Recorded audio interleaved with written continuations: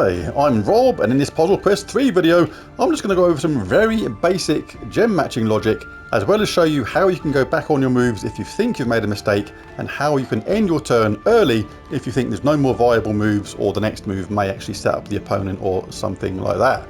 Now this game differs from other games of its type in the way that you do all your turns at once. You'll see this up here says 3 AP, that is 3 action points. What that means is, we get 3 moves before anything happens on the board, and you can link them all up together. This is the part of this game that I actually really like. It's a bit more slower paced than other games like Bejeweled 3 and Gems of War, but I actually like this strategic element rather a lot. It's grown on me quite a bit, this game. So we get 3 action points, which means we get 3 moves.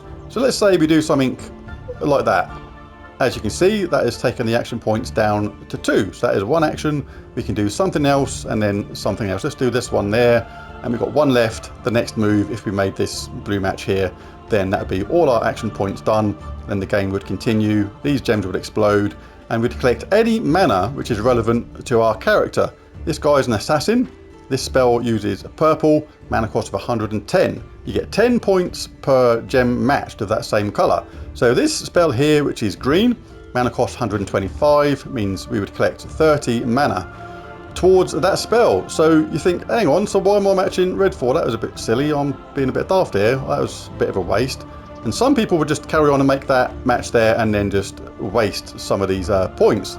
Don't need to do that. You can press the circle button and undo those moves back to 3 action points and effectively start again as if nothing happened. Really cool. You can actually experiment and just see what you can do regarding gem matches. Like we saw, we can make some green there, but if we go about this a different way, we can put that green there like that green there like that, and this green over here, and make a very powerful 5 match. Now this has multiple benefits. Not only is it going to give us 50 mana, because that is 10 points each per one, but because it's a 5 match, we are going to get an extra action point from that, because a 5 match of the colour we use, not sure if it works if it's a colour you don't use, but we'll do that. There we go, 1 plus 1 AP. So we've got 1 AP stored for the next round, so we're going to get 4 actions the next round rather than the standard 3. This is really important and is a very powerful move in the game, so you should always try and make a 5 match if you can on the colours of the spells that your character uses. You can see which colour the enemy spells use by hovering over it there if it's not obvious because it's purple, but yeah, you can check that out that way. So that's how you go back on the spell, on the action, just by pressing the circle button. But say for example you've made a gem match and that's all you want to do. By the way, while this is here, you do actually match get gems and get cascades in this game. Say if I done this and then ended my turn, and this is how you end your turn. You can press the button there, it'll say end turn. If I press that again, then the turn will end, those gems will disappear, and those 2 would come down to there, and you'd get a 4 match of skulls. But we don't actually have to do that because we can do it kind of manually anyway. But it is useful if you want to actually save turns and basically like get more out of the turn. If I'd done this like this manually, we've got that 4 match, but it's cost us 2 of our action points. So if we do anything else, it's then going to cost us more of our action points. Like I'll bring that one down to there, and we've got 1 left. But can we do that more economically? Let's undo those moves and start again. Let's go back to that one. Right, that is not a bad move to make, because we're going to get that match, we're going to drop those 2 skulls and get that 4 match, which ordinarily actually cost us action points to do.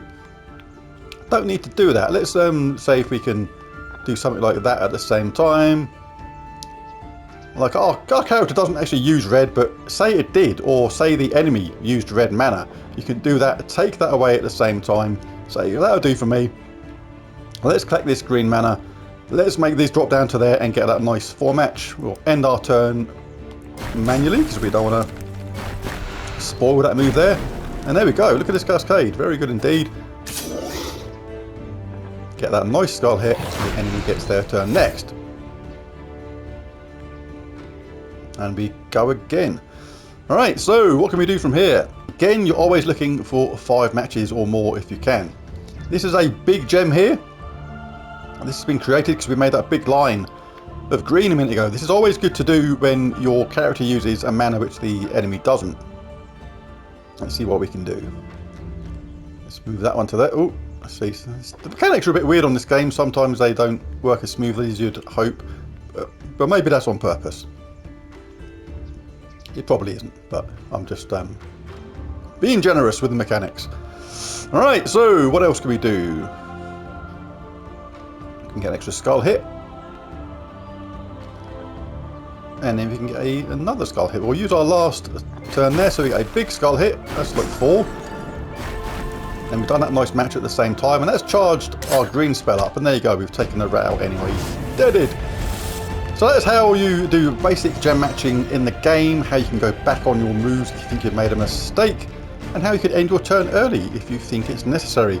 Well, there's a video. If you enjoyed it, found it useful, I'm going to do more of these Puzzle Quest 3 videos in the future, so bash that like and subscribe button if you've started playing this game and find it enjoyable, because I'm going to carry on with it and see what I can find out from it, and yeah, continue making these videos, because I do rather like it a lot. Well, there's a video. Thanks for watching. Catch you again next time. Bye for now.